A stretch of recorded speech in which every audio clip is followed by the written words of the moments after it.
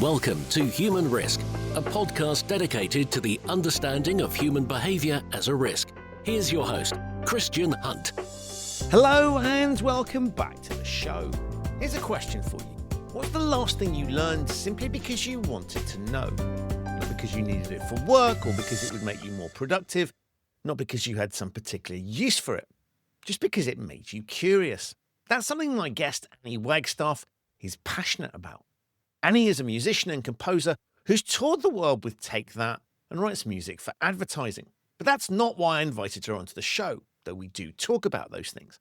I discovered Annie through a project she started almost by accident, sharing things she'd learned on her social media channels simply because she found them interesting. And they really are gloriously random things. Why vine tomatoes might not be quite what we think they are, how knots work, how animals experience the world and defend themselves, why we see things in particular colours, whatever happens to just grab her attention. And what fascinated me wasn't just what Annie was learning, it was the fact that she felt absolutely no need to justify learning it. Because somewhere between childhood and adulthood, many of us seem to lose that. A child can pick up a stone, stare at it and wonder where it came from. An adult is more likely to say, put that down, we need to get going. We become very good at asking the question, what's the point? What am I going to do with this information? Is this a productive use of my time? And perhaps those are entirely the wrong questions. And in my discussion with Annie, we explore what happens when we give ourselves permission to follow our curiosity, wherever it happens to lead. We talk about creativity and constraints, knowing a little about a lot, why supposedly short attention spans can coexist with intense focus, authenticity in an age of AI, and why learning something completely pointless might actually be rather good for us. We also talk about touring with Take.That, sonic branding, tomatoes, doom scrolling, flowers, knots, and sailing, which when you think about it, is the kind of eclectic mix that an episode about curiosity really ought to contain. I loved recording this episode, and I think you're going to really enjoy it. It's my discussion with Annie Wagstaff on the joy of curiosity. Annie, welcome to the Human Risk podcast. Thank you. Thank you so much for having me. I'm very excited to chat to you. I'm thrilled that you're here because, well, I got to know you through something fascinating that we'll come on and talk about. But before we get on to that, you've got your dream job, which is being able to work in music. Tell us a little bit about that. Yeah. So, wow, where to begin? Okay. So I always play guitar. I always had lessons. To be honest, it started as a bit of like a forced thing from my parents. Like, you will be going to your lessons and you will be practicing.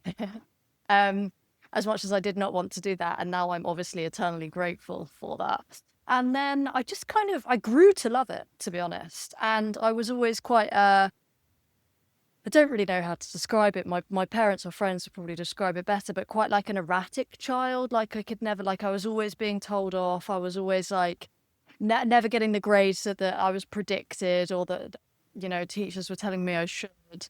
And I just put all my energy into music. It was kind of the thing that I hyper focused on. Like I would sit down with the guitar and nerd out for just hours. And I say now, I think I lost a lot of my social life and potentially a lot of learning social skills because of that.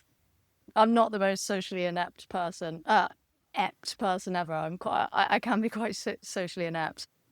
But yeah, you get older and you learn to accept these things, right?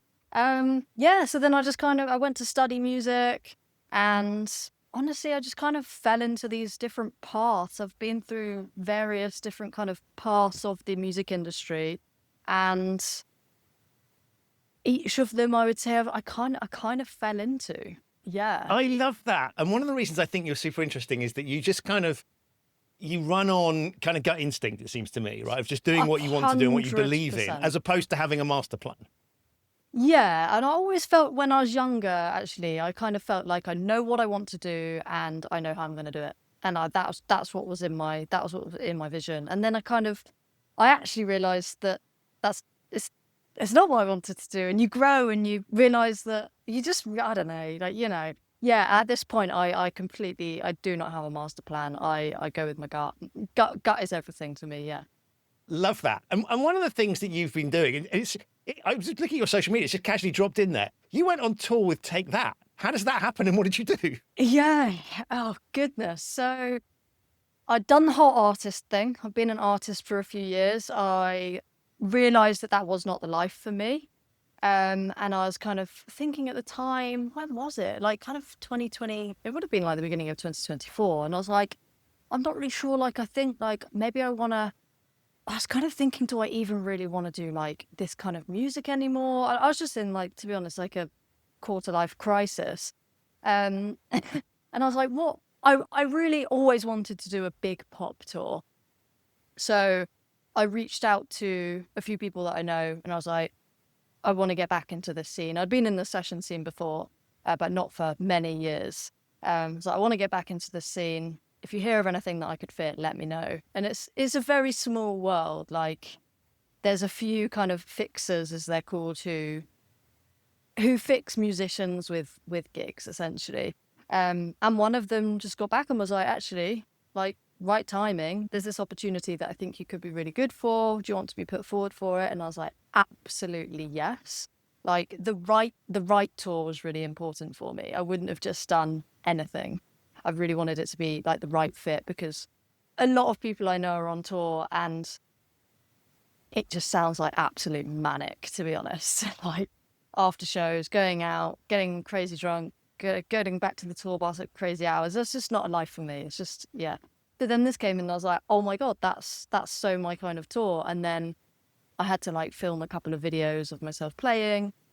And then after a little while of like, oh, actually, they don't need another guitarist. Oh, actually, now they do and they want to go with you. And then I eventually got it and got like an abundance of songs, some of which I'd heard, some of which I hadn't. And I just, yeah, cracked on learning them. So how does it work? Are you on tour with them full time? Are you flying to specific locations each time and then coming back home? How does that work? No, so it was the end leg of their tour, this live tour. And so they'd already done UK and a lot of Europe. And then their current band, who's been with them for years and years, since day one, went off to do ELO. And so that's why we were brought in, like as a new, fresh band. Kind of changed the arrangements a little bit and had some fun. But yeah, so we were just on the last leg of the tour, which was some of Europe and then around the rest of the world. So yeah, no, once we were off, we were off. That was it. We had 2 weeks of rehearsal and then I think a week or a few days between that and then leaving. And then you get to Heathrow and that's it. You don't come back for a couple months. And you went to some amazing places, right? The small child in me just goes, if you could write a list of kind of sorts of places, it'd be fun to have someone else pay for you to go. Yeah, honestly, like in that respect, absolute dream, like so cool. You don't get to see a huge amount of those places because you are there for no more than Your 2 work, days, right? really. Yeah, well, yeah, you're there for work and not very long. We had one stop off where we had like four completely free days, or maybe even 5. It was just like a 4-day holiday. And it was insane, but we were all like, for God's sake, like of all the places we go on this tour, we were stuck in Abu Dhabi. Like, oh, for goodness sake, like, absolute night. Well, no, it was nice, you know, but by the end of day 3, we were like, come on, let's just move on now. Right. And so is that something you'd like to do again? So I kind of came off that tour being like, that was incredible, unbelievable experience. I'm so lucky to have done it. But I don't know. I don't think touring's not. It's not the life for me. Number one, performing is not my thing. I'm not a performer at heart. I don't love performing. And people who are on tour all the time, generally, that is their absolute love. They just thrive on it. They get on stage and the adrenaline is like boom, boom, boom. And I get on stage and I'm like, oh my God, how many songs are left? Yeah. And so I was just kind of like, you know what? Unless it's something that I can't say no to, that's going to be my last tour because it's an incredible one to end on. Like realistically, anything from there, unless I'm with one of the biggest pop artists, it's going to be it's not going to be as great. It's going to be a tour bus tour, which isn't my favorite thing in the world. Love it. I know, but I love that idea of like stopping. You know, you want to go on a high, right? You don't. That's exactly it. Yeah, I think that's a really smart thing to do because it's sort of like if you would just do one more, but I think there's something really interesting about the way the human memory worked. And if you can kind of bottle that amazing thing and therefore that becomes I don't know what it would be, but like I'll do something that's better than that, or that's give me a different. I love that. I think that's a very Yeah. smart way of looking at it. Yeah. Yeah. And so when you're not doing tours with Take That, you also do amazing things like you write music for ads. Yeah. Tell us a little bit about that, and how does one get into that? Yeah, interesting. And this is one that I very much fell into. I was on a writing camp with a bunch of other girls, and we were writing for sync, which I'd never heard of and I'd never done before. Essentially means you're writing music to be placed in TV or commercials or anything. And it was fun. And then there was like a panel at the end of the 3-4 days who listened to the songs that we'd made and like gave us feedback. And then I just got a call or an email from one of them probably months later being like, hey, we've got this brief in, do you want to do it? I was like, yeah, sure, why not? I'll give it a go. And then I did it and won the job, which I didn't realize at the time was very rare. It's like you generally get like one in 15. So I was very lucky to get that one. And then I was like, that was really fun, really like easy, because this is like, I really enjoyed composing to brief. I really enjoyed being told what they wanted and kind of the challenge of creating that. And I was like, I want to do more of it. So I looked into it, just reached out to a bunch of people who could potentially help. And then, yeah, that's kind of what I've been doing a lot of since then and trying to build on, really. And when you say a brief, how much do they give you? What sort of thing would you get? Oh, it totally depends. It really totally depends. Sometimes you get like a few lines and other times you get a freaking essay. And most of the time you've got to take it with a pinch of salt, because they'll come back and be like, oh, actually, we want this. God's sake. Yeah. It's very much like that. But And so it's always struck me that creativity, on the one hand, we need constraints, right? Because blank sheets of paper are not helpful. yeah. But does that help you, having some sort of brief, so that it's kind of like somebody's already done some initial thinking, pointed you in a direction? Yeah, for me, I really like it. And I've just discovered over the couple of years of doing it that there is really a type of musician who's fitted to this kind of job and the type that's not. Like, I have found that the artists that kind of friends who have been like, oh, I want to give it a go. And I've been like, hey, try out this brief, see how you like it. Well, it's come back and it's just like, it's not hit. Like, it's not like, there's this type of way everyone's brain works differently. And if you're an artist and you're a creative and you're like putting your soul into it, it's not going to work. You've got to get rid of that, scrap that. It's not your art. It's someone else's art that you've got to make. And you've got to, I don't know how to describe it, but it's almost kind of like clinical. Like, it needs to stop at 10 seconds and build until 15 seconds. And you've got to do that, because if you don't, like, there's no point, they're not going to use it.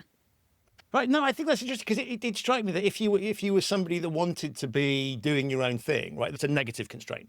But the way you're talking about it seems like you just kind of, it gives you something to work with and off you go. And that seems to give you pleasure. Very much. And I'm at the point now where, like, I was actually speaking to a friend earlier, like, we were saying we can't remember the last time we sat down and just for a whole day and just created music. And that used to be our lives. Like, I would sit down all day, every day, and just write songs and create music. And honestly, now that fills me with just dread. I've got no interest in doing that now. Like, I need a purpose to make music, and having something like that is a purpose for me. Like, I can't just sit down and be like, oh, I'm just gonna write a song. What's the point? What's that song gonna do? Where's it gonna go? What's it gonna be used for? Is it gonna bring me anything? Is it gonna, like, I don't know. It's just a different kind of way of thinking. But it's really interesting, because your stuff, it's going to go out there, right? Unless if they're using it, the ad or whatever is going out there. So your music is going to get heard, which I guess for people writing their own isn't necessarily the case. And if we look at some of the brands you've worked with, these are big things. These are big campaigns that go out. So your work is guaranteed to get out there and guaranteed to get heard. Well, it depends. It depends what kind of way you're working. A lot of the time, I mean, the amount of compositions I've done compared to the amount of compositions that people hear is like, is a small percentage. But yeah, the ones that go out there. Yeah, but also, you're going to get paid for it. Even if you've just done the demo, because they pitch it to loads of different composers. And even if someone else gets that, you're at least going to get paid a little bit of money for that. Okay. So so it's not a case you have to come up with it and then they pick the one they're like, and only pay that person. Everybody gets paid. only a demo fee, which is a small amount. If you win it, you get the big chunk of money. Yeah. That's pretty good though. Love this. Yeah, it's decent. And yeah. And so, I mean, the thing I think's really it struck me recently, if we look at music, and I guess the Netflix, I always forget the technical term, but the Netflix noise thing, the booms. Yeah. Yeah, that I think has, and I guess jingles and things like that. But I mean, it seems to me it's becoming. We've been noticing it much more, and organisations are using sound in much more. So I'm guessing this is a kind of growth area. Yeah, big time. And that's what I kind of want to now kind of get into. Sonic branding, it's called. It's people are starting to notice like the power of it. All you need to do is like look up sonic branding stats, and you can see like the audience retention, audience emotion, like how they recognize you, how they engage with brands that have sound versus ones that don't. It's huge. It's such a huge thing, and it's also something that's so subconscious. So it's almost more powerful. And I always like using the example of like, if you're walking down the street and you hear a big bang, you're going to turn around and look at it. But if that hadn't made a noise and it had been like a massive car crash, but you were looking that way, you wouldn't even know it happened. Like but it's such a massive event that's happened there. But it sounds the reason you know. Yeah, I don't know. Yeah. I love that. That's a really interesting way of looking at it. So just the way you talk about this stuff, you're clearly passionate about music and what you do. And let's go on to talk about how I discovered you, which is you started a little side project. Tell us a little bit about what prompted you to do that, because my sense was sort of you were looking for something else. And that strikes me as being really interesting for somebody that's clearly found a job that is their passion, that they're really good at. So you'd think you'd be sort of satisfied and happy with that, but you wanted to take something a little bit more out of life. You're referring to the curiosity thing, I'm assuming. Yeah. Yes. I mean, yes, I absolutely love what I do, but the nature of the job means it's very up and down. Like sometimes you've got a lot of work on and then other times you don't. And I just kind of got to a point where I was like, you know what, I need stability. I want, it's like when I got off tour and I was like, I'm not moving. I moved into my flat now and I was like, I am not leaving the country. I want to be settled somewhere. And I just kind of felt that a bit with the job as well. And I just kind of thought like I love my job, but I do spend my entire life doing it. And like, I do put a lot of my kind of self-worth, I guess, on what I do and the work that I do. Work's always just been such a massive part of my life, to be honest, probably in not a particularly healthy way. Like I do become very obsessed. And when you like love something and you want to do it so much, but it's not there, it's like, oh, you go a little bit bonkers. And then I just kind of, it just got to the point where I was like, I want to explore other areas of life. Like music isn't my whole identity. And like people on Instagram kind of know me as Annie plays guitar. And I just felt like I was guitar girl. And I was like, I'm not guitar girl. Like there's so many other facets. Is that word? I don't know. To me, and I want to be able to explore them. I don't want to get to the end of my life and be like, fuck, I hustled so hard, but what have I got, you know? And I've always loved random facts, and then I just kind of started reading more and learning more stuff, and then I wasn't really using my Instagram for anything at that point, and then I just did a couple of stories of like, oh, check this out, today I learned this. And it just got more engagement than anything I'd posted in ages. So I was like, oh, okay, people like this. So then I started posting it on like Reels rather than just my stories.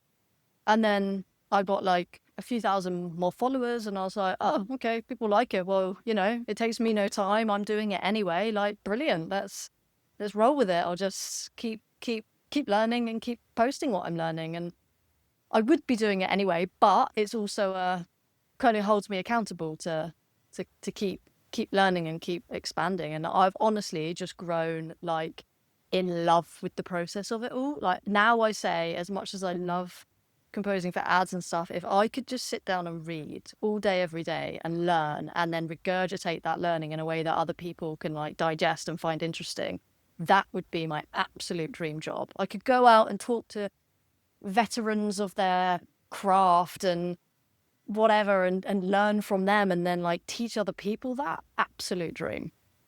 Coolest thing And ever. the thing, and we'll come on and talk about some of the ones that really struck me. What I love about this is this is just learning for the hell of it, right? So 100%. this isn't kind of like learning a language or, I don't know, a technical skill. You're just kind of like, I will wander around the world, find out interesting things. Yeah, it is learning for the hell of it. But I also feel like it's knowledge for the sake of knowledge. But it's also, I find that it expands your own world. Like, you're not just learning and forgetting it, you're learning it. And that one learning has expanded your knowledge of the world. And that doesn't just like, that's not just like another piece of information. That's another, like, expansion to your mind. I don't know how to describe it. It's like, I'm learning about, at the moment, I'm reading about animals' different worlds and like how we all sense things differently. And just read it thinking like, that's expanded my world as well. Although I'm in my own sensory house, learning about these other sensory houses that other animals have has expanded like what I'm aware of. I don't know. Don't know how to, Yeah, well, if that makes it sense. just struck me that we have brains, and often in the modern world we don't have to use them, for better or for worse, right? Things are taken away from us. Yeah. And so I just love this idea of, I want to understand a little bit more. And even if it's not, the bit I love is, even if it's not directly relevant, you know, you might be looking at an animal species that you're never going to come across, or that maybe it's even extinct, right? So, but there's something that provokes further thoughts off that. And so I just love this idea of it's kind of just giving your brain a run out and sort of thinking and making sense of the world around us. 100%. That's exactly it. Yeah. And there's so much that we don't know. And the more you know, the more you realize that you literally know so little. And Which I guess is quite refreshing in a world where lots of people claim to be experts on things, right? And that they know everything. They have simple solutions to massively complex problems. You're going the other way of kind of going, there's loads of stuff I don't know. So much. Enormous amounts. Like infinity amounts. Yeah. Let's give a couple of examples. The one that blew my mind was where it was about tomatoes. Yeah. And the vine. Tell us, just if you can remember that, tell us it, and I'll tell you why I think it grabbed my attention. But it's just a good example of the sort of random nature of stuff you put on there. Yeah, I can't remember actually.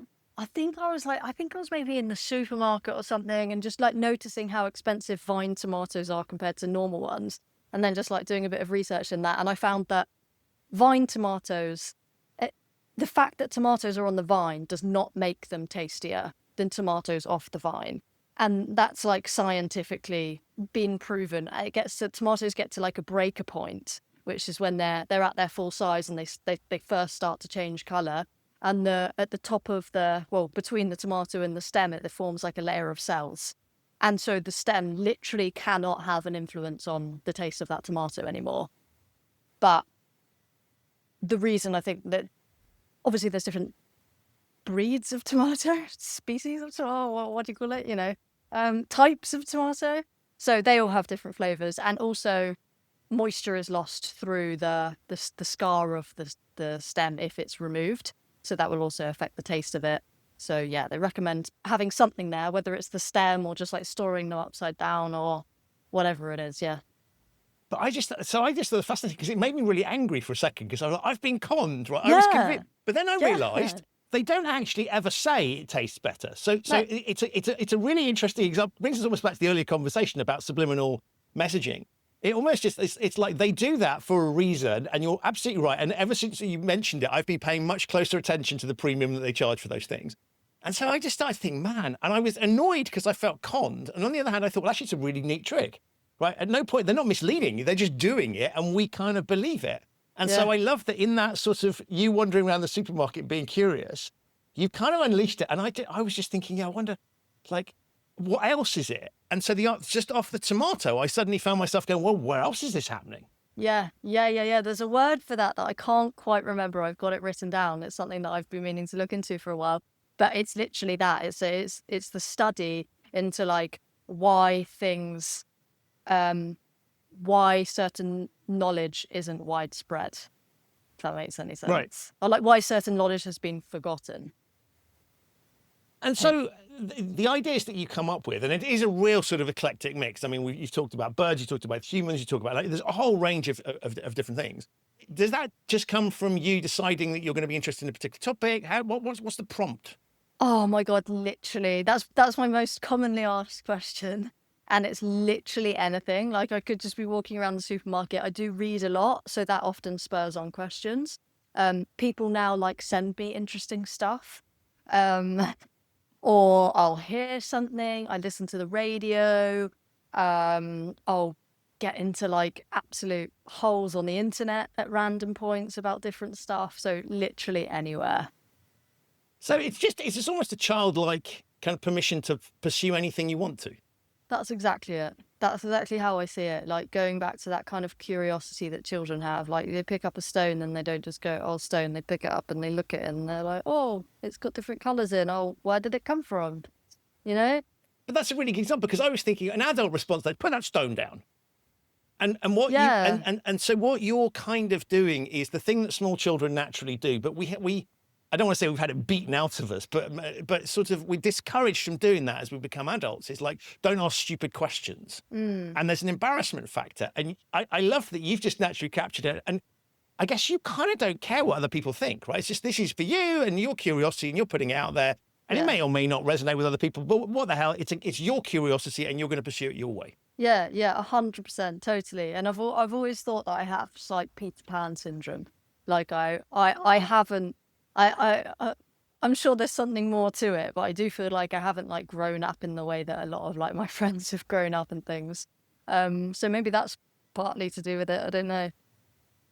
And tell us about the notebooks, which you've put on sale, which I thought was lovely. But what's the thinking behind creating notebooks and then the putting them out there?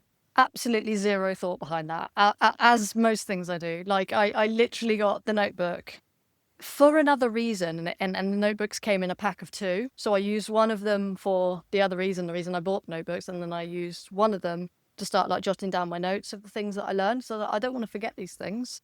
And then I filled that up, and then I did another one, and because I was like, when I when I do them, I've still just learnt the facts. When I film what I learn, I've just learnt it, so I'm kind of like haven't fully learnt it myself. So I'm still there with got my notebook. with my notebook, kind of like to help if I forget anything. And then so they were in all my videos. So then people were like, "Oh, what notebook are you reading?" Like I think they thought that it was where I was getting the facts from, and I was like, "Oh no, this is my notebook. This is where I'm scribbling stuff down." And then people were like, "Oh, like can we see inside it?" And I was like, "Oh, yeah, I guess so." So I like wrote it all out on my iPad. In like digital form. So you rewrote the whole, which again is an interesting way of learning, right? So rewriting it, I guess, helps. Yeah, and it's so fun because I don't do it until I finished a notebook. So like notebook 1, I rewrote out digitally when I'd finished the whole thing, and then notebook 2 did the same. So I'm going back and I'm recapping everything and like relearning all the things that I'd learned, which I find really fun. So this is like, it's almost like an ancient craft of people sort of writing scriptures again, and sort of monks sitting there and great. So I love that idea. And so you then put those things out, and it's a very you product because it's your handwriting. And so again, it's super authentic, because you could have done a sort of very well produced thing, could have looked very slick, but there's a deliberate authenticity to that. Yeah, I mean, I didn't even consider doing it any other way, to be honest. Yeah, hadn't even crossed my mind to do like type it out or something. As you're picking these facts, are you finding there are certain themes that are consistent in your thinking, or where is your curiosity taking you? There's only really themes when I'm reading a book on a theme. So like I was reading The Body by Bill Bryson, and then there was a lot of body facts. And now I'm reading about animals, so I'm sure there'll be a lot of animal ones coming up. But I try to kind of look up other stuff in the midst of reading, so it's not like series of different topics. Yeah, try to keep it just anywhere, random. And your choice of books, is that similarly sort of eclectic? Yes.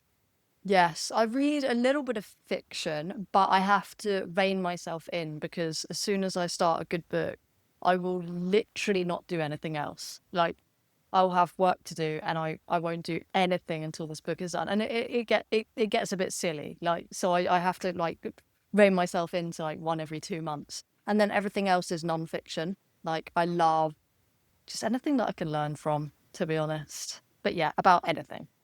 And I'm assuming that you have a massive pile of unread books sitting there. Yeah, yeah, I do. I've got there's a shelf over there, and I have one of the sections is unread, so I'm trying to make my way through it. And you could keep this going for years, and you will, right? Because you're doing this for.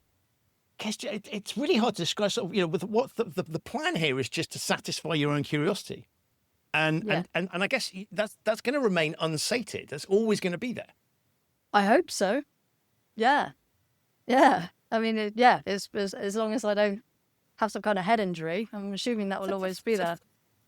No, Yeah, I'm just going. Actually, one day you wake up and you go, "It's all right. I've learned it all. I know everything." yeah. I think I think there would be nothing that would make me sadder than waking up and being like, I don't really care. I don't really care about learning stuff. That would make me so sad. Now, one of the things that I love is the way that you present it is the passion. People can just hear it in your voice now, right? The passion with which you present this stuff points to what I mean. What I always thought as I was watching your videos is always you're the teacher that I wish I'd had for certain subjects because you just bring it like because you care about it and you're interested in it. And I've always thought there's some people that are brilliant teachers. And then there's other people that seem to manage to take amazing subjects and make it as boring as they possibly can. Yeah, So if you yeah. look at things like history and biology, there is no excuse for not making those incredibly fascinating topics because it's just there. And yet, I mean, history is a great one. It's full of stories. So Yeah. that ought to be blinding obvious. And biology kind of explains how everything works. So that ought to, but you've brought that raw passion that's really hard to fake.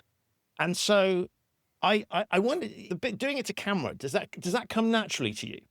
Yeah, it does because I've spent like even years ago I was making like content for social media. I'm so much more comfortable in front of my iPhone than I am in front of people. As I've said, I'm not the most socially apt. Like I'm way better. I find it much easier. Which is fascinating, right? Because that feels counterintuitive, but I guess it's just a rhythm that works, and it works really well for the content as well.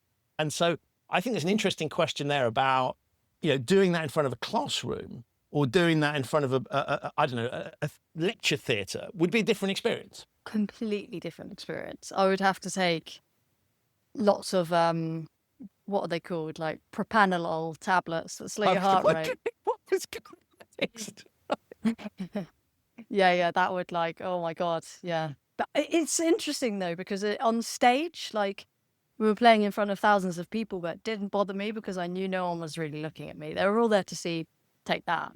Right. But So the pressure's off in a way. pressure's off. Yeah. Whereas if I was presenting like this kind of thing to a room full, I would be hella nervous. But I would love to get good at that actually. So maybe it's something I should force myself to do. But I find that interesting because you would think if you've been on a big stage, like big performance stage, that stage fright is a thing. Yeah. And it's kind of interesting. But I guess where we come to is that there's different forms of stage fright, and therefore we tend to sort of think that, I don't know, public speaking or doing something in front of people, well, it's all the same thing. But I think what you're pointing towards is it's very much not, and they're actually very, very different experiences, and how we all react to them is very, very different. And so I think I love the fact that you've, again, because this is something people struggle with. They try and force themselves to be good at something they're not naturally good at. And you've just gone, this works for me, I'm going to do it. Yeah. And I think there's you can gain a lot from forcing yourself to do things that you're not good at. You can get good at them. And if the opportunity arose, I would do it. Like I would challenge myself to it. But it's not something that's been kind of handed to me so, yeah. I think the reason the average adult doesn't kind of go pick up stones is because either they don't think they're allowed to, or there's other things to do, or it's just not what they do. Mm. And you've overcome that hurdle. And I think that's a superpower in a way, because lots of people, I think, we'd all love to do that, right? We'd all love to, and some of it is people saying they don't have the time. And I often think it's they're not making the time, right? They're choosing to do other things with their time, whereas you're choosing. But there is something here. You've overcome that, I guess, social stigma in a way.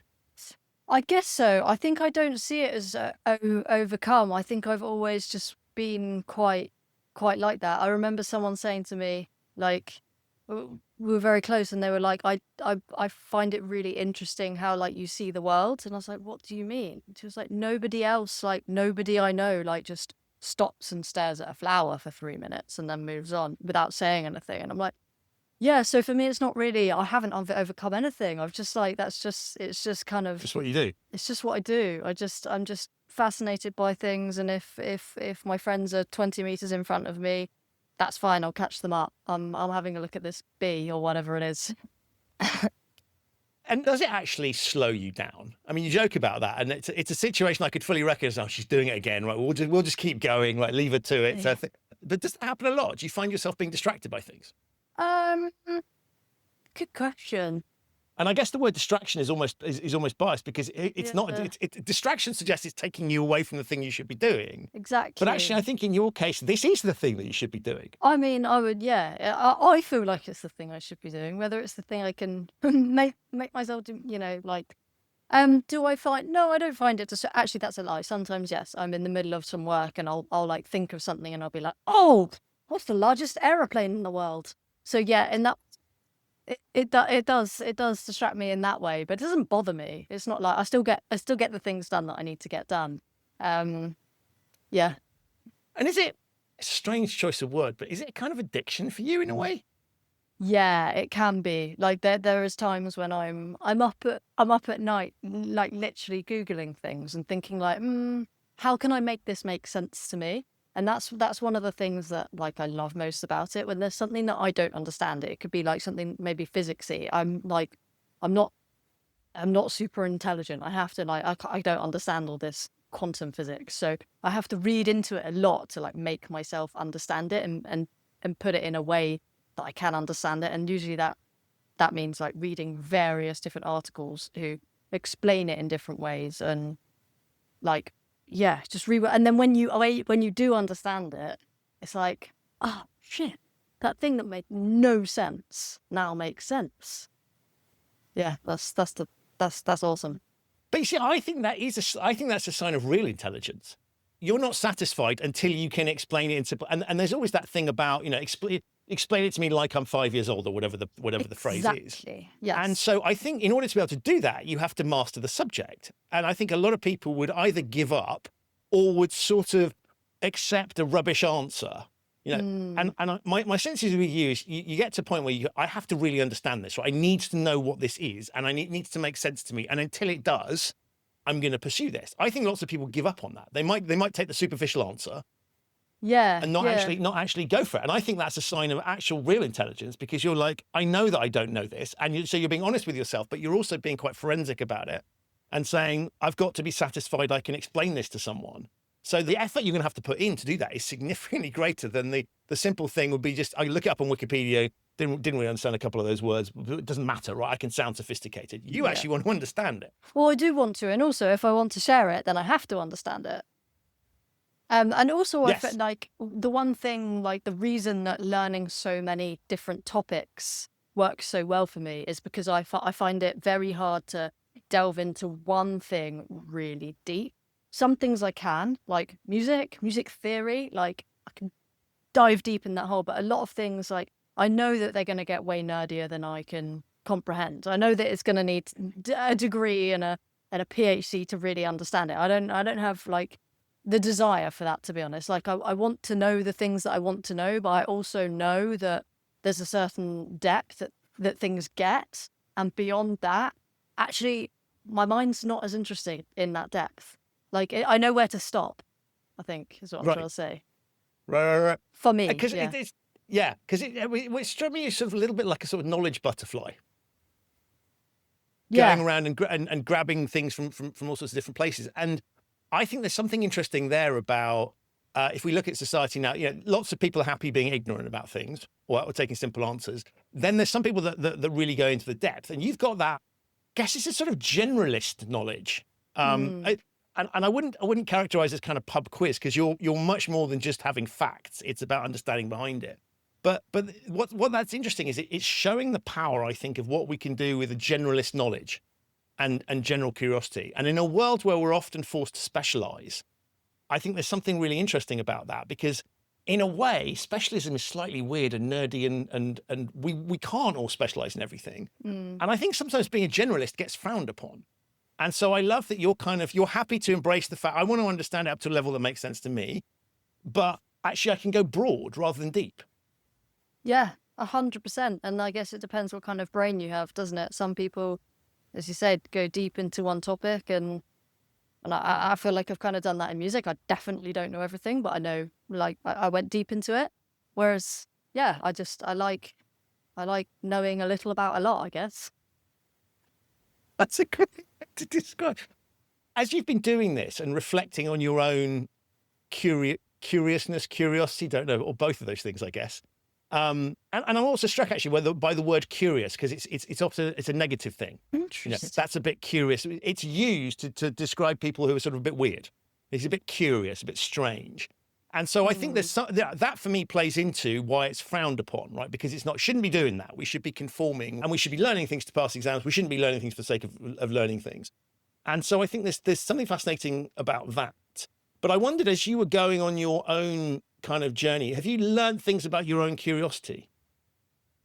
Ooh, interesting. Have I learned things? I know when I'm interested in something and when I'm not, and I can't tell you why. But like, I'll often come across things, and I'll be like, "Oh yeah, I'm just not interested." I know what I'm interested in and what I'm So not. it's something that would otherwise, probably the wrong word, trigger you or prompt you to go look at it. And you just go, does that require you to look at it a little bit, or do you know instantly? I just know instantly. I'm like, yeah, that's interesting, but it doesn't interest me as much as a lot of other things. And I guess with people sending you stuff, that's a really interesting thing as Yeah. well, because you can see what they think is interesting. Yeah. And I'm guessing you'll have had things where you go, whoa, that is bang on for me. And then that is no interest whatsoever. And then Totally. So that's kind of interesting. Yeah, that's actually I hadn't really thought about it in that way, but yeah, that is very interesting. Because yeah, definitely, some things I get said and I'm like, oh my God, that's awesome. And then other things I'm like, yeah, it's cool. Has your process changed much? Not even slightly. No, I find a topic, I like it, I look into it, I read a few articles, I find a way to explain it in a way that works for me and that I think if I'm explaining it in a way basic enough that I understand it, then hopefully other people will as well. Well, they will. and then I write it down, I make some notes, I film a video, ba boom. Done. That's the process. It's things that, because you're not teaching to a syllabus and you're just kind of sharing things, I guess if people started to watch it and went, this is really not for me, they can just scroll on. Yeah. Kind of part of the reason I love it is that I don't know what's coming. There's this huge element of surprise. I can until I start watching your video, I don't know where it's going to go. Yeah. Totally unexpected. And I've got a rough idea of I'm sort of picking up, the sorts of things that I see you doing frequently.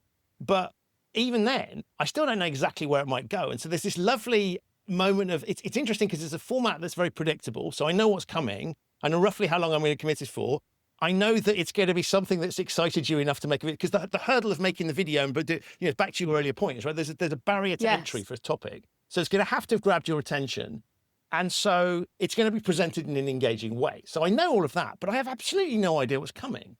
And I think in a world where often things are, it's actually quite nice to have something that's quite serendipitous.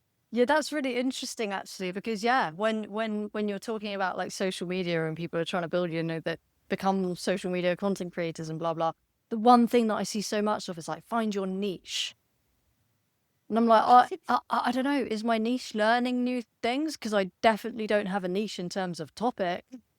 Yeah, that's interesting. But I think it's a really good illustration of where we try and codify the world, and we sort of, people need to be one thing, or people need to, you need to show up in a particular way. And it's almost like inconsistency is somehow viewed as a negative. And so if I look at your thing, on the one hand, the format's consistent, but the content is very inconsistent. Yeah. But that's the whole point. And so I think also probably one of the reasons that people love this stuff and it's engaging is it's kind of an antidote to the, oh God, here we go. So, lots of the people just doing the same thing time and time and time again. And you are, but you're not. Yeah.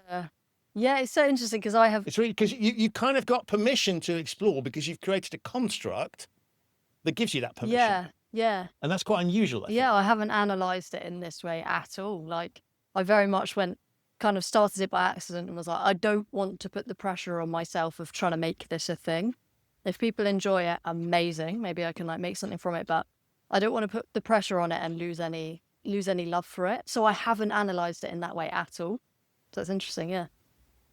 Right. And why would you, right? Because it would, you kind of, I'm asking the questions because I think it's fascinating to learn from you, because you've just, what you have done, I think it's a little bit like people that have talents for things, whether, sport, music, whatever, where they kind of haven't really reflected on how they do, they can just do it. And then the rest of us look at it and go, how did that happen? And so as I've been watching your craft and just sort of thinking, that's super, like, what can I learn? And it's not necessarily anything that's directly relevant to what you're doing. It's kind of like that was an interesting way of looking at things, or why has that worked? And so I think there's something there that you've just done naturally, because it's just you being, there isn't, what I think is great is there isn't, and it's very clear in this discussion, right? There isn't this kind of stage persona. No. You're just showing up as you, being excited about the thing. And I think that's why it works, because people can sense it. And so why would you, there's no reason why you'd have unpicked your own methodology. Yeah, I guess so. Yeah. I think that people can smell out.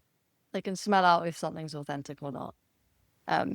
Yeah, like there's so many accounts out there who are kind of trying to become a content creator or an influencer, and it doesn't work because they're trying to become that. I don't know, maybe I could be completely wrong. Like, yeah, maybe some people nail the strategy and do a load of research into it and then nail it, but I don't know.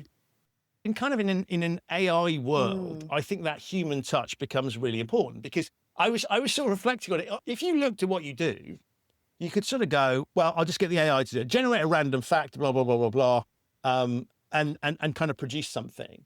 But what you bring to it is you couldn't have like an AI avatar doing it, because it hasn't got the same hue. Well, you could do it, but it wouldn't come across in the same way. So I think it also picks into, in a world where actually being human, I think, is going to become more important.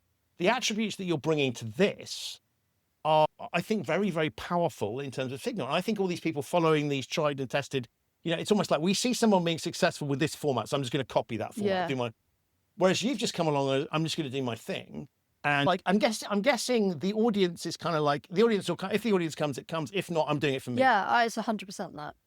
Yes, exactly.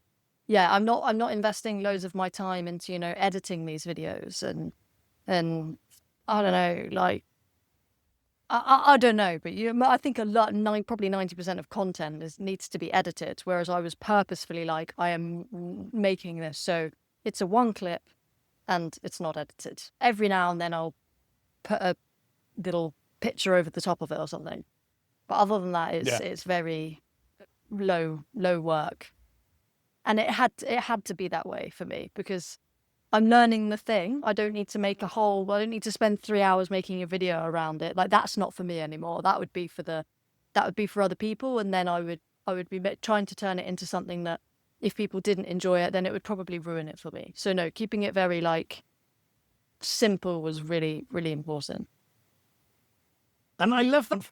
You kind of want frivolous learning. Yeah, exactly. I like speed. I really like speed. That's why I like working in that. The ads kind of works way better than me. I get quite a few requests for like short films and things like that. And I'm like, it actually just doesn't interest me. The project's too long. I like something where I can get it done and bish, bash, wash. Project's done. Where's the next one? Which is back to that butterfly thing. And so there's something interesting here, because on the one hand, what you're talking about points towards a sort of short attention span, right? But you've also got the ability to focus on a topic. So it's not like you can't focus in on a particular, because you're researching it until you're satisfied. Yeah.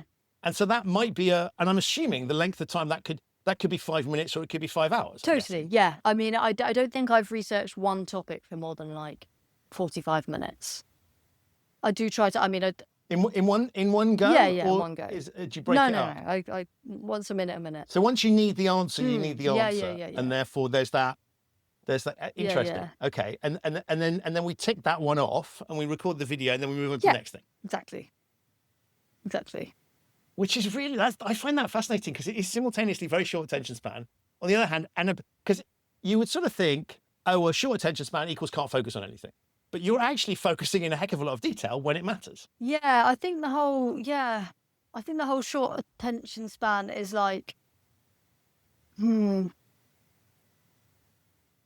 for me, it's like I have a short attention span, but then when there is something that I'm interested in, I can like hyper go into it.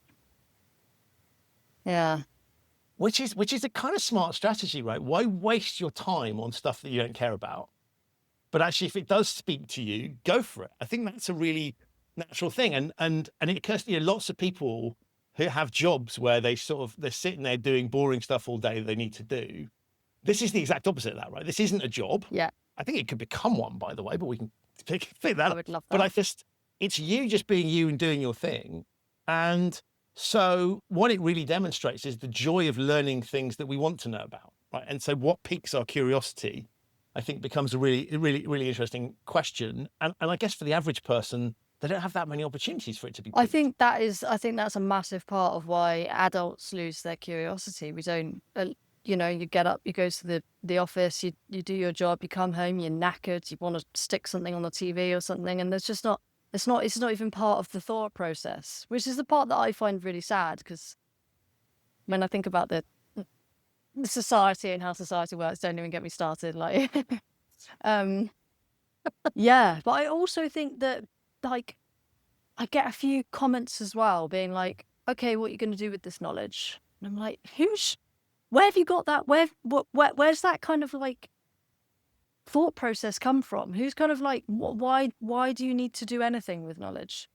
Why does everything you learn have to have a purpose? Because you're implicitly wasting your time. Right. Yeah, but like the way some people think that there's no point learning anything unless there's a purpose for it. Just kind of blows my mind. Yeah, I don't get that Yeah. either. And I think particularly nowadays where we have access to lots of information, back in the day when I was at school, it was like getting tested on the dates of the kings and queens of England. Utterly useless info. Even back in the day, it was useless information, right? It's rote learning of crap. And you sort of think, I get that it's helpful to learn, I don't know how to wire a plug, Yes. right? Something, remember which way round, right? Useful information, or first aid, or something like that. But there's a load of stuff that's just sort of crap. And I think I've always had this aversion to learning things that I recognized pretty early on was serving, I wasn't really interested, it didn't really serve any purpose. You did it to get through the machinery. And so for me nowadays, the idea that I can only learn things that serve a useful purpose seems to me to be contrary to what the technology allows anyway. It's almost like the more significant it is, the more I can go and look, just look, then I better get it right. So just go look it up, right? Get the correct, like wiring a plug, be a good example, right? Don't try and remember what you do. Let's go to YouTube, watch a video, do it properly, right? Then realize it's bloody complicated. I'm an idiot and I shouldn't be touching it in the first place. But so almost like I want to fill my head with slightly silly, pointless things that engage me, as opposed to the really serious stuff. And so I think, for me, I agree with you. I think it's a terrible question. But what are you going to do with it? But also, you never know. Like, you literally never know. Right. You might be at a dinner with someone who, I don't know, you're trying to impress for your, I don't know, you want them to invest in your business or whatever. And they have this weird fascination with pigeons. And you're like, oh, by the way, I actually know how pigeons have where the magnetic field comes from and how they detect where they are in the world. Brilliant. There you go. Right. But I think it's also makes you really interesting because even if you're not sitting next to someone like this, you've got loads of chat now and chat that nobody else will have. And so I think, again, useful information is it's a commodity that we can all stuff our heads with useful information, but actually that doesn't make us very, it doesn't make us very interesting. So I find the criticism really bizarre. And I say criticism because it's not sort of people going, this is a bit stupid, why you do that? I'm assuming they're just asking that question, but I'm sort of thinking, what's behind that question? And it's kind of like, why? I think this sounds to me a little bit of like, why have you got the right to go wasting your time on all this frivolous stuff when I'm not allowed to for some reason, or I find it strange, or I don't understand it. And I think that's really sad. Yeah. I mean, that is also, I've had that before. Like, do you not have a job? And I'm like, do you realize this takes me I only do this in the time that I have. But also also, how great would it be to not have a job? Yeah. But it's sort of like, who's wasting their time here? The person posting that stupid comment, right? Because it's not a nice thing to say, right? So it's a sort of trying to, I don't know, but I think it speaks volumes about the way lots of people 100%. Think nowadays. And that's where, again, I think what you're doing is kind of interesting because I suspect these people look at it and kind of can't quite get their heads around how you're allowed to do it, how you can justify the time and all those things without recognizing that actually we've all got the capability. but it's a case of giving yourself permission Totally. If you've got the and time, just going, it's okay to do yeah, that. yeah, you've got the time to scroll on Instagram. You've got the time to do a little bit of reading. It's just desires, isn't it? It's what different That people is want. such a great point, right? Clearly, they're sat there doom scrolling. Yeah, because I've come up on your feed, so Right. yeah, it's funny. I love that. So, if we're looking at sort of giving people advice on curiosity, what would your top tip be, or top tips? Wow. I think honestly, like carving out, let's say, 5 minutes of your day, I would say, whenever that is, on a lunch break, in the evening, to just and literally just look around. And I think maybe it does take some people a learning to be curious. So like teach yourself to be curious again, because you were at some point when you were a kid. So just take 5 minutes, look around and be like, oh, that's red. Why am I seeing that as red? Google it. And just look into it. If it doesn't interest you, stop Googling it. If it does, go into it. Like 5 minutes. We can all kind of, I mean, I realize it's a privileged thing to say we can all take 5 minutes. No, not everyone can take 5 minutes. But if you can, a lot of people can, just go for it. And for me, it's been like, it's now such a pillar of my day. It's like something that even if I've got a job on that I really don't want to do and it's draining, or I'm absolutely knackered, or whatever it is, I just, sometimes you don't have good days or whatever, like knowing that I'm going to learn something new that day, like genuinely gets me out of bed. It genuinely, I look forward to it. I'm like, oh my God, I can't wait to just read about something and learn something new that who knows where it will take me, who knows where it will take my mind. Maybe it will spur on a completely different idea. Like, there's just endless possibilities. But I mean, the way you're talking about it there, it's almost the way people talk about mindfulness exercises or prayers or any other sort of form of ritual. Yeah. And I love this idea of it being a kind of distraction from everyday life. Yeah. Is you don't know what you're going to discover, but it's going to, because I guess actually the way you do it is you're fully focused on it because you want to do it. Right? There's intrinsic motivation to do this stuff. And therefore you're probably not thinking about other things. It's quite a good sort of mental palate cleanser. 100%. Yeah. Yeah. You can't think about other things when you're trying to learn something else. Yeah, I guess it is. I guess it could be seen as like a form of therapy. Like I found like learning knots. I'm now like learning random knots, and I find it so therapeutic. Like for me, it really is like kind of a form of therapy. And that came through just being curious and learning a new thing every day. Like I saw someone do a knot and I was like, oh, that is so cool. So I learned to do the knots. I got really interested in it. Had I not been like doing this curiosity thing, I wouldn't have found that I'm like interested in knots and got really obsessed over it. And it could not be knots. It could be something actually useful. But, like I just, it's so therapeutic. And it's just another thing I've discovered about myself that I really enjoy. And now I'm like, oh my God, I'm going to do a skipper course next year. Learn how to sail boats. Oh, wow. Yeah. God, that's wow. It's like a left field result, wasn't it? But the other thing I love about what you just said was like permission not to do it, right? Yeah. So it's not a kind of like you start doing it and it's not delivering. Stop it. 100%. If you don't enjoy it, don't do it. But there will be things in this world that you are curious about that you currently don't know anything about. You've just got to find them. And it's not that hard to find them. Love it. That's the perfect note on which to finish. I think you have the makings of something amazing here to help other people find their curiosity. So I'm looking forward to watching that happen, because I think there's way more to this than just stating your own curiosity. I think there is something really powerful and really engaging about both what you do, but also the way you go about doing it. So I want to see if we can unleash that superpower to the world. Amazing. So if people have been fascinated by this, I will put links to all your socials in the show notes. But if people want to get hold of you or find out more, how can they do Just that? DM me. I try to get through all my DMs. It might take me a minute, but yeah, I try to check them all. Amazing. Well, Annie, thank you firstly for, in a world of doom scrolling crap, your stuff is just an absolute Thank delight. you. But there's something more to than that, which is I think it's just such a nice thing to see somebody just doing something that, yes, some people will think is frivolous and silly, but I love it because I think it's incredibly human. I've learned a ton of things, and actually even this conversation has prompted me to think about a load of other things I want to go and research. So thank you for just giving people an addiction. I would love it if people got addicted to what you do.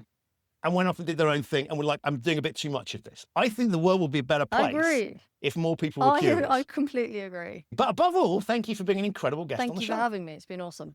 So that's it for this episode of the show. My enormous thanks to Annie for appearing, and of course, to you for listening. If you're curious and want to find out more about Annie, her work, her books, and of course her videos on the things she's learned by being curious, have a look in the show notes. There are links to those there. If this is your first time listening to the Human Risk podcast, I'm curious, where have you been? But thank you so much for joining me. You can subscribe wherever you get your quality audio content. It's available on all of the major podcasting platforms. If you like the show, only if you like the show, please do so on whichever platform you're listening to this on. It really, really does help.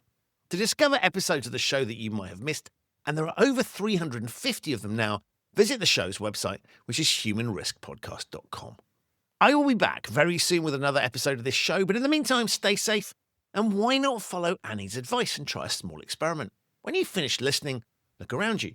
Find something, anything, that makes you wonder why or how or what, and pursue that question. Not because it's useful, just because you want to know.